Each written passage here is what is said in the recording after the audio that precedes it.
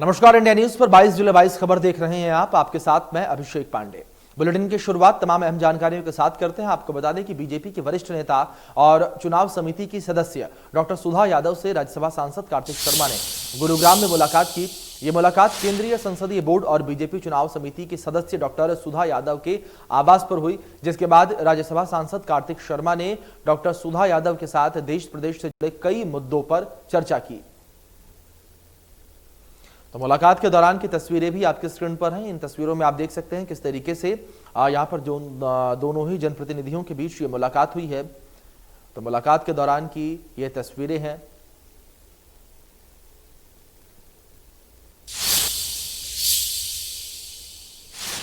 BJP केंद्रीय संसदीय board की सदस्य सुधा यादव ने कांग्रेस की भारत जोड़ो यात्रा पर बोलते हुए कहा कि राहुल गांधी पहले अपने कांग्रेस को जोड़ लें। वहीं केजरीवाल पर सुधा यादव ने कहा कि पंजाब में आम आदमी पार्टी फेल नजर आ रही है।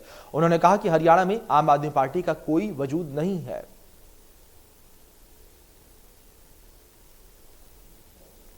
देखिए, मेरा तो मानना यह है कि वो पहले कांग्रेस को ही जोड़ लेंगे तो भारत जोड़ने की बात करें।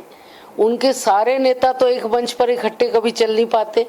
हम तो हरियाणा में भी देखते हैं कि लोग चल नहीं पा रहे, और पिछले 4 वर्षों से देखोगे तो लोग कांग्रेस को छोड़ करके जा रहे हैं।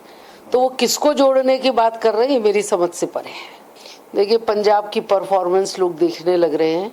जितने वादे उन्होंने किए थे, जिस तरीके के वादे उन्होंने किए थे, वो उसमें खुद ही फेल होते जा रहे हैं। अभी 2 राज्यों में सरकार आई है और देश की बात वो करने चले गए। वो भूल गए कितने राज्य हैं इस देश के अंदर। और हरियाणा के अंदर तो जितने रिफॉर्म्स और जितनी नई पॉलिसीज आई हैं, जिसको केंद्र ने भी सराहा है, मुझे नहीं लगता कि केजरीवाल जी ने अपने राज्य के अंदर ऐसा कोई काम किया है। देखिए, हरियाणा का आम आदमी राजनीतिक दृष्टि से बहुत विचारशील व्यक्ति है और वो सोच समझ करके वोट करता है। वो बहुत आसानी से केजरीवाल जी के बहकावे में आने वाला नहीं है। और ये जो फ्री की लूट वो करते हैं, उसके बहकावे में हरियाणा का आदमी नहीं। दिल्ली के मुख्यमंत्री अरविंद केजरीवाल और पंजाब के मुख्यमंत्री भगवंत मान हिसार दौरे पर हैं, जहां पर उन्होंने बीजेपी नेता सोनाली फोगाट के फार्म हाउस पर उनके परिजनों से मुलाकात की। इस दौरान दोनों मुख्यमंत्रियों ने सोनाली को श्रद्धांजलि अर्पित की और इस दौरान डॉक्टर सुशील गुप्ता, अशोक तंवर और अनुराग डांढा सहित कई आम आदमी पार्टी के नेता मौजूद रहे। अभी हम लोग सोनाली फोगाट जी के पूरे परिवार से मिले। उनकी जिस तरह से हत्या की गई है और जिन संदेहास्पद सर्कमस्टांसेस के अंदर उनकी हत्या हुई है, ये बेहद दुख की बात है। वो हमारे देश की बहुत जानी मानी हस्ती थी, हमारे देश की बेटी थी, हमारी बहन थी। पूरा परिवार इस वक्त बहुत ज्यादा सदमे में है। पूरे परिवार को लग रहा है कि उनके साथ बहुत बड़ा अन्याय हुआ है। परिवार की भी मांग है, पूरे देश की भी मांग है कि इसकी निष्पक्ष जांच होनी चाहिए। और निष्पक्ष जांच तभी हो सकती है जब सीबीआई इसके इन्वेस्टिगेशन करेगी। गोवा में भी बीजेपी की सरकार है, हरियाणा में भी बीजेपी की सरकार है, केंद्र में भी बीजेपी की सरकार है। एकमात्र 2 मिनट के अंदर अगर वो निर्णय ले लें तो ये मामला जो है सीबीआई में जा सकता है, और सीबीआई में जाएगा तो इसकी निष्पक्ष जांच होगी और जो असली दोषी हैं वो सामने आएंगे। सीबीआई की जांच की मांग परिवार कर रहा है और तीनों जगह पे केंद्र में, गोवा में और हरियाणा में बीजेपी की सरकार है। तो मुझे नहीं लगता, मुझे समझ नहीं आती कौन रोक रहा है। वैसे तो सीबीआई भेजने में 1 मिनट नहीं लगाते, लेकिन अगर कोई ऐसी जांच करनी हो तो पता नहीं क्यों मामले को दबाया जा रहा है। लेकिन देश की बेटी थी, पार्टी जो मर्जी हो, विचारक मतभेद चलते रहते हैं, it's a part of democracy. पर देश की बेटी के साथ जो अन्याय हुआ है उसको न्याय मिलना चाहिए, ताकि परिवार वालों को ये तसल्ली हो जाए और उनको ये लगे कि हाँ, इस देश में न्याय हो। हरियाणा राज्य महिला आयोग ने सोनाली फोगाट की बेटी यशोधरा को पुलिस सुरक्षा प्रदान करने को लेकर डीजीपी से सिफारिश की है और पत्र लिखा है। हरियाणा राज्य महिला आयोग की चेयरपर्सन रेणु भाटिया ने हरियाणा पुलिस महानिदेशक प्रशांत कुमार अग्रवाल को पत्र लिखा है, जिसमें उन्होंने कहा कि सोनाली फोगाट की बेटी यशोधरा की उम्र मात्र 15 वर्ष है और सोनाली फोगाट की मौत के बाद उनकी बेटी यशोधरा की सारी संपत्ति की वारिस है। मां बाप की आकस्मिक मौत के बाद यशोधरा के जीवन की सुरक्षा न केवल उनके परिवार की जिम्मेदारी है, बल्कि हरियाणा की बेटी होने के नाते हरियाणा पुलिस का दायित्व बनता है कि जब तक सोनाली फोगाट के केस की जांच चल रही है तब तक उनकी बेटी यशोधरा को पुलिस सुरक्षा दी जाए।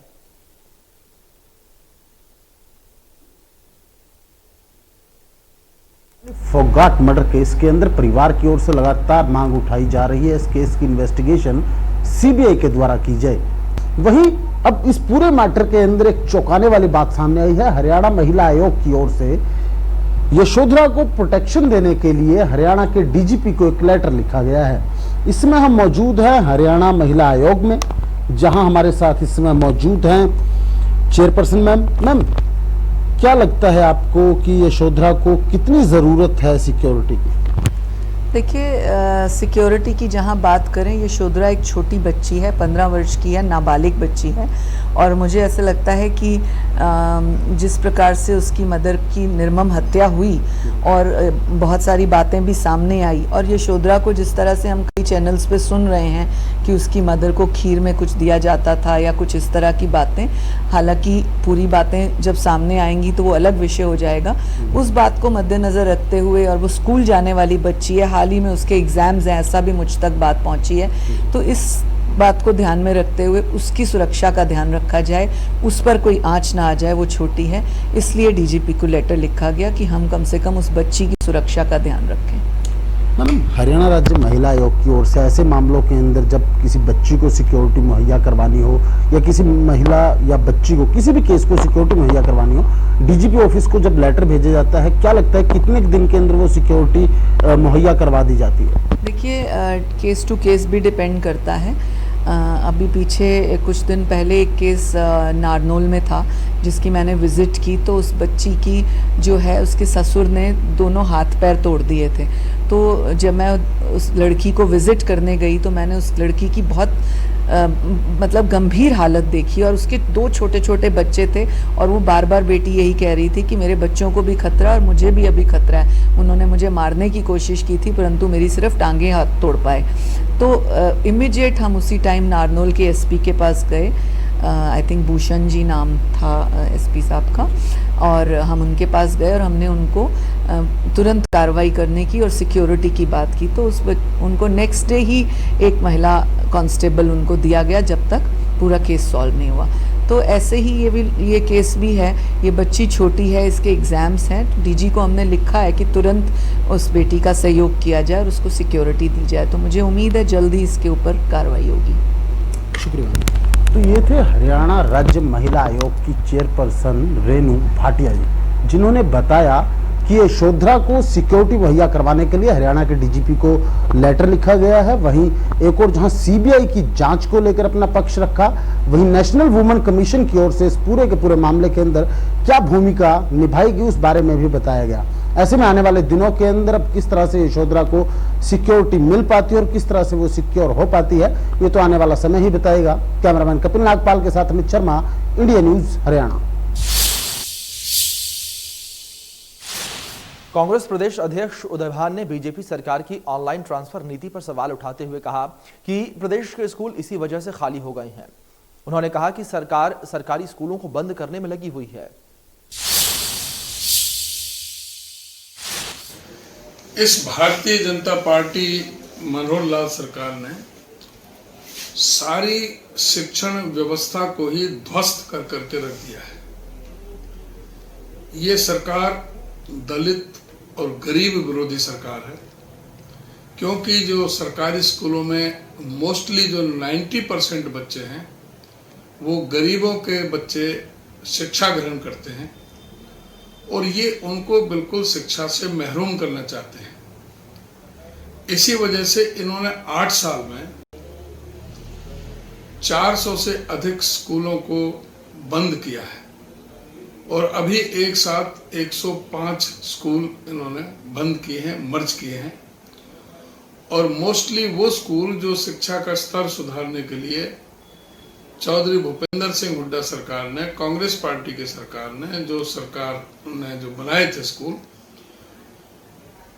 लगभग 60% से अधिक वो स्कूल हैं जो इन्होंने बंद किए। तो वहीं आपको बता दें कि एक बार फिर से शुरू हुई एकता एक्सप्रेस ट्रेन को रोहतक रेलवे स्टेशन से बीजेपी सांसद अरविंद शर्मा ने हरी झंडी दिखाकर रवाना किया। एकता एक्सप्रेस 2 साल से ज्यादा समय से कोरोना काल से ये ट्रेन बंद थी। रेलवे विभाग ने दोबारा ट्रेन को शुरू कराया है। यह ट्रेन कांग्रेस के शासन में रेलवे मंत्री रहे बंसी लाल ने हरियाणा वासियों को सौगात दी थी। उन्होंने इस ट्रेन को भिवानी से रोहतक, करनाल, अंबाला होते हुए कालका तक जाती थी। इस ट्रेन से बंद होने से भिवानी रोहतक के रेल यात्रियों को काफी दिक्कतों का सामना करना पड़ रहा था, मगर अब ट्रेन एक बार फिर से शुरू हो गई है और लोगों ने राहत की सांस ली।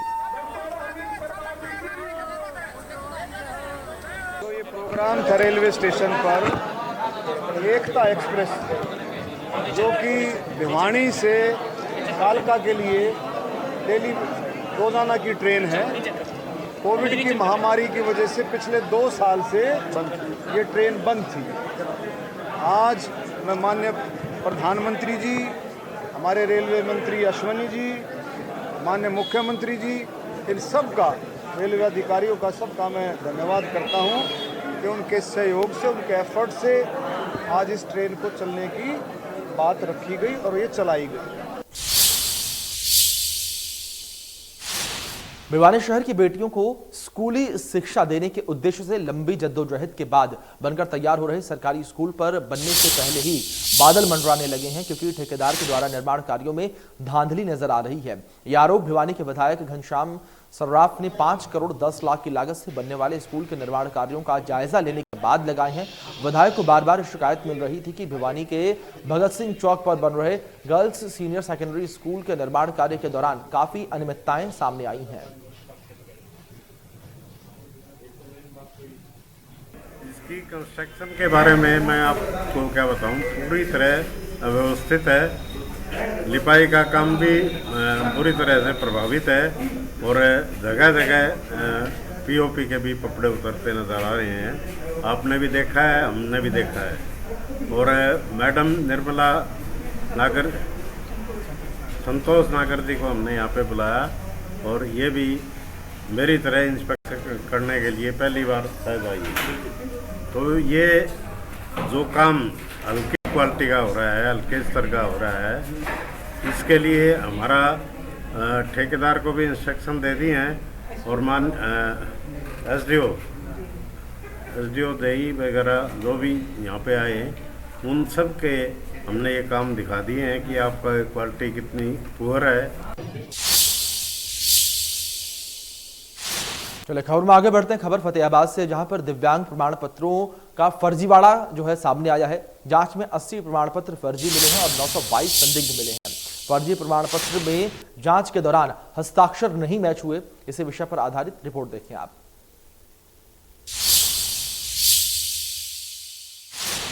फतेहाबाद से दिव्यांगता प्रमाण पत्र में बड़ा गड़बड़झाला सामने आया, जिसके बाद स्वास्थ्य विभाग में हड़कंप मच गया। जांच के लिए स्वास्थ्य विभाग ने 6 डॉक्टर्स की एक टीम बनाई थी। टीम ने जांच की तो चौंकाने वाला खुलासा हुआ। 922 दिव्यांगता प्रमाण पत्र संदिग्ध मिले हैं। जब उनकी जांच की गई तो 80 ऐसे प्रमाण पत्र थे जो पूरी तरह फर्जी हैं। इन पर किसी के हस्ताक्षर थे तो किसी के नहीं थे। वहीं मुख्य दस्तावेजों से भी इनका मिलान नहीं हुआ। सुनिए सीएमओ को, जिन्होंने मामले की जानकारी देते हुए बताया कि जिन सीएमओ के कार्यकाल में ये गड़बड़झाला हुआ वो जांच के घेरे में हैं। वहीं 4 क्लर्क से भी पूछताछ की जाएगी। दिव्यांग सर्टिफिकेट्स जब से ऑनलाइन पोर्टल पे बनने लगे हैं, जनवरी 2018 से लेकर अब तक जो पोर्टल पे बने हैं फतेहाबाद में, जो ऑनलाइन दिव्यांग सर्टिफिकेट्स बनाए गए हैं, उनके कुछ मामला सामने आया था कि कुछ गड़बड़ी है। तो इसके चलते हमने एक 6 मेंबर्स की कमेटी की टीम बनाई थी, जिसके द्वारा जांच कराई गई है और सारे सर्टिफिकेट्स वेरीफाई कराए गए हैं 2018 से अब तक के। उसमें जो रिपोर्ट सामने आई है उसमें ये पाया गया है कि 922 सर्टिफिकेट्स जो हैं वो संदिग्ध कैटेगरी में रखे गए हैं, जिसमें से 80 सर्टिफिकेट्स जो हैं वो फर्जी लगे हैं, जिनमें या तो परसेंटेज गलत चढ़ी हुई है या फिर जो सिग्नेचर्स हैं वो मैच नहीं हो रहे हैं। फिलहाल मामले में जांच जारी है और उच्च अधिकारियों के संज्ञान में सारा मामला ला दिया गया है। सिविल सर्जन ने उच्च अधिकारियों को रिपोर्ट भेज दी है। जिस दौरान ये फर्जीवाड़ा हुआ था उन अधिकारियों पर कार्रवाई होनी निश्चित है। जितेंद्र गोगा की रिपोर्ट, इंडिया न्यूज हरियाणा। तो वहीं करनाल में मंकी पॉक्स का पहला संदिग्ध केस मिला है। करनाल के सरकारी अस्पताल के डॉक्टर प्रदीप मान ने मरीज की जांच करते हुए प्रथम दृष्टि में मंकी पॉक्स संदिग्ध बताया है। अस्पताल के पीएमओ पीयूष शर्मा ने बताया कि मरीज के सैंपल जांच के लिए पुणे भेजे जाएंगे। तो वहीं मरीज की ट्रैवल हिस्ट्री दिल्ली, हिसार और अमृतसर की बताई जा रही है। आपको बता दें कि मरीज करनाल के सरकारी अस्पताल में ओपीडी में आया था।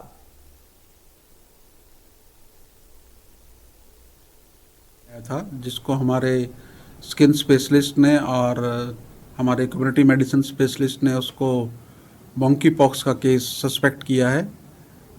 इस केस को हमने एडमिट कर लिया है और इसको जो सरकार के गाइडलाइंस के अनुसार आइसोलेशन डिपार्टमेंट में हमने आइसोलेशन वार्ड एक बना रखा है, वहाँ पे उसको एडमिट कर लिया है और इस केस की सूचना हमने संबंधित अधिकारियों को दे दी है। मुख्य लक्षण इसमें मंकी पॉक्स भी एक आम वायरल बुखार की तरह ही होता है। इसमें बुखार से शुरू होता है और उसके शरीर के ऊपर फोड़े निकल आते हैं या गांठें, उसके विभिन्न शरीर के विभिन्न अंगों में गांठें जो हैं वो पैल्पेट की जा सकती हैं। इसके अतिरिक्त जैसे बुखार में होता है गला खराब हो सकता है, उसके हेडेक होता है, बॉडी एक्स होते हैं, वॉमिटिंग्स होती है। इस तरह से बुखार के लक्षण हो सकते हैं।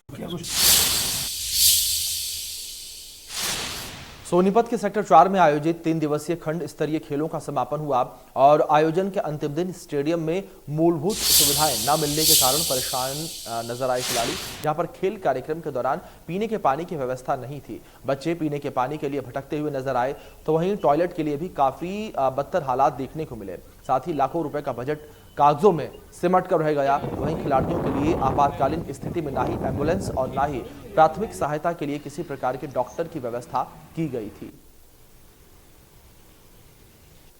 सोनीपत के सेक्टर 4 में बच्चों के जिला स्तर पर खंड स्तरीय खेल चल रहे हैं और यहाँ पर अव्यवस्थाओं के चलते न केवल बच्चों का बल्कि यहाँ पर जो डीपी हैं, कोच हैं, उनके लिए कोई व्यवस्था नहीं है। और जिस प्रकार से खेल विभाग लाखों करोड़ों रुपए खर्च करने के बाद भी इस प्रकार की अव्यवस्था है, इस प्रकार की अव्यवस्था दिखाने के बाद हालात इतने बदतर हैं कि बार बार जो इस प्रकार के खेलों का आयोजन जब भी होता है तो इस प्रकार की अव्यवस्था देखने को मिलती है। इवन यहाँ पर टॉयलेट इतने गंदे हैं कि उसमें बदबू के चलते कोई भी बच्चा जा नहीं सकता। दूसरा, पीने के पानी की व्यवस्था नहीं है और जहां पर बैठने के लिए कोई व्यवस्था नहीं है। इवन यहां पर जो टीचर हैं, जो साथ में अभिभावक आए हैं और इसके अतिरिक्त जो यहां पर डीपी है, उनके लिए भी बैठने की कोई व्यवस्था नहीं है। इतने बदतर हालात में खेल आयोजित कराए जा रहे हैं और सबसे बड़ा सवाल ये भी खड़ा होता है कि यहां पर किसी बच्चे के साथ कोई इंजरी या कोई ऐसी ऐप या घटना घटित हो जाए तो उसके लिए भी कोई व्यवस्था नहीं है। स्वास्थ्य विभाग की तरफ से यहाँ कोई एम्बुलेंस भी नियुक्त नहीं की गई है। प्रशासन दावे लाख करता है कि सभी प्रकार के इंतजाम मुकम्मल है, लेकिन मुकम्मल इंतजाम की तस्वीर सोनीपत के सेक्टर 4 में खेल मैदान से देखी जा सकती है। सोनीपत से इंडिया न्यूज हरियाणा के लिए राम सिंह मान। बीमा क्लेम, बकाया मुआवजा, ट्यूबवेल कनेक्शन, नहरी पानी और स्थानीय मांगों को लेकर भारतीय किसान एकता के नेतृत्व में सिरसा के सैकड़ों किसानों ने प्रदर्शन किया और सैकड़ों की संख्या में एकजुट हुए किसानों ने शहर में जुलूस निकाला और लघु सचिवालय के बाहर धरना प्रदर्शन किया। इस मौके पर किसानों ने सरकार के खिलाफ जमकर नारेबाजी की। तो वहीं सिरसा प्रशासन किसानों को समझाने में जुटा रहा, लेकिन किसान अपनी मांगों पर अड़े रहे। फिलहाल किसानों ने प्रशासन को 4 दिनों तक का अल्टीमेटम दिया है। किसानों ने सरकार को चेतावनी दी है कि अगर उनकी सारी मांगें नहीं मानी गई तो एक बार फिर से किसान आंदोलन करने को मजबूर हो जाएंगे।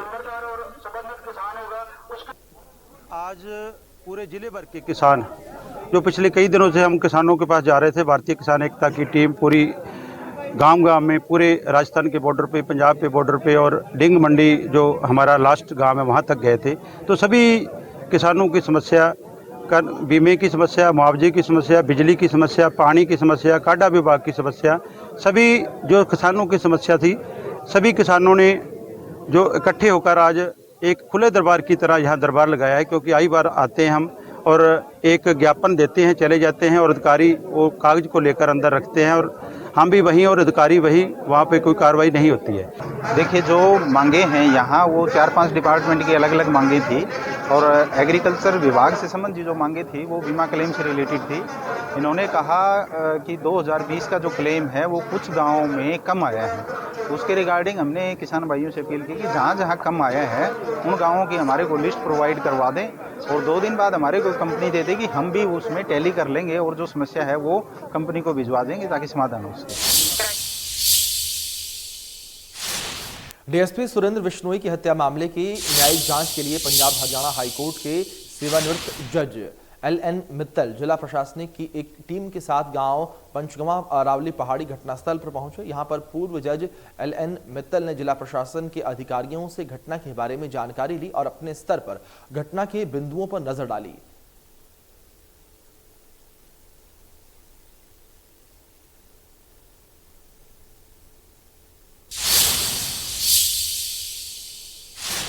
देश की जानी मानी स्वास्थ्य जांच करने वाली डॉक्टर लाल पैथ लैब्स की जांच रिपोर्ट पर बड़े सवाल खड़े हो रहे हैं। मामला फरीदाबाद का है, जहां पर सेक्टर 16 स्थित डॉक्टर लाल पैथ लैब्स के द्वारा एक महिला मरीज की रिपोर्ट में यूरिन से संबंधित गंभीर बीमारी बताई गई, लेकिन अगले दिन जांच रिपोर्ट में बीमारी नील दिखी।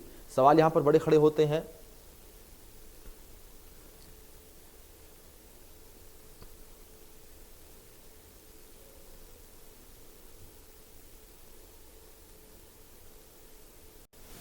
इसको हम एक बार थोड़ा रूट लेवल से एक बार चेक करते हैं कि starting from collection till processing till reporting and उसके बाद ही कुछ इसके लिए कुछ कहा जा सकेगा। मल्टीपल फैक्टर्स हो सकते हैं कलेक्शन के टाइम पे, प्रोसेसिंग के टाइम पे, तो एक बार उसको हमें पूरा देखना पड़ेगा, पूरा स्टडी करना पड़ेगा। I have taken the entire thing and let me just री-इवैल्यूएट।